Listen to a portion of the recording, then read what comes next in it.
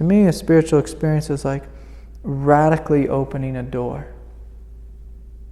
to a whole new room, a whole new, I think as Jesus said, a whole new kingdom, a whole new mansion within ourselves. And that space is always available to us. And all we have to do is bring our awareness to it, our attention to it. You can even do that just driving your car and just noticing, is that depth here? And make sure you keep it between the lines, But to continue to experience that. And if you notice, if you ever hang out with a spiritual master, you'll notice that they're operating in a multi-dimensional way. They're not just like here in the most human way. They're here in the most divine way. And all the levels of their realization are occurring at once. Within this moment, that's why it's always so powerful to be around them. So sometimes you get into a room with a master and your mind won't even work. I had this funny thing with my teacher is I would look at him, and as soon as I looked at him, I could never tell a lie. I could never bullshit him. I could never say something outside of the truth. I could never say, oh no, it's like this.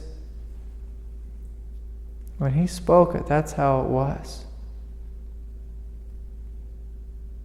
It was like, oh yes, that's the truth. My mouth couldn't even form words if I tried to defend myself. It was like it would just stop, like my whole nervous system would just, just like being cleansed, Quite incredible. Quite incredible. So it's good for you, Jesse, to be able to talk about your experience. It's good for you. It grounds it. It grounds it into this reality. And not to talk about it in some, spiritual bullshitting kind of way of philosophizing it. But you may notice there'll be, oftentimes there's a part of ourselves that when we get so silent, that we hold ourselves back. Say, I don't want to interrupt this silence with my silly human words. But see, if we allow the silence to speak, if we allow the silence to express itself, then there's something that can be swept across, that can come out into the land, into this reality, into our humanness. If we keep it all within ourselves, oftentimes it just becomes, like our own private little experience, our own private little world. A lot of spiritual people think, I shouldn't talk about my experience or something, or they're soaking it up so much they don't want to disturb it with their humanity.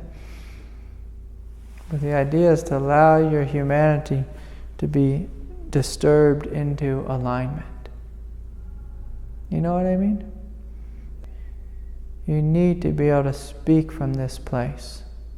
And not, last week you spoke very eloquently from your logical place, in alignment with the divinity, but to speak from this meditative place.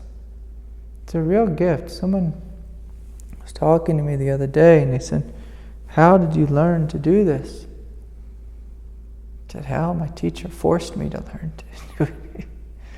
He made me do it constantly. To speak from this place. To allow the silence to speak through you.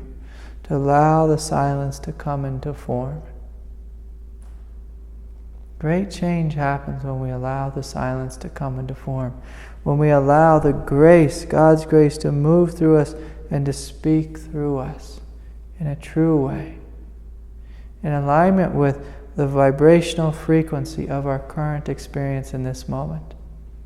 And again, not bullshit philosophy, not commenting about our emotional world or this or that, but to speak in vibrational frequency with our direct experience of divinity which is pouring through us in this moment. That's a real gift when we can learn to do that.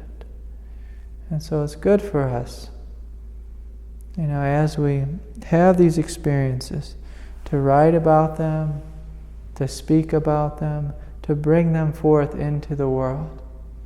But again, not in a way where we're self-grandizing ourselves or making ourselves better, or hey, look at me. But from a place of total humility. Like if you ever hear an incredible preacher speak, they speak from this place of such humility. And so whether it's a preacher, a Zen master, a yogic avatar, or whatever it is, when they speak the truth, they are in alignment with the truth, and the truth is flowing through them. And it's coming out their speech. It's coming out their body. It's literally being transmitted through them.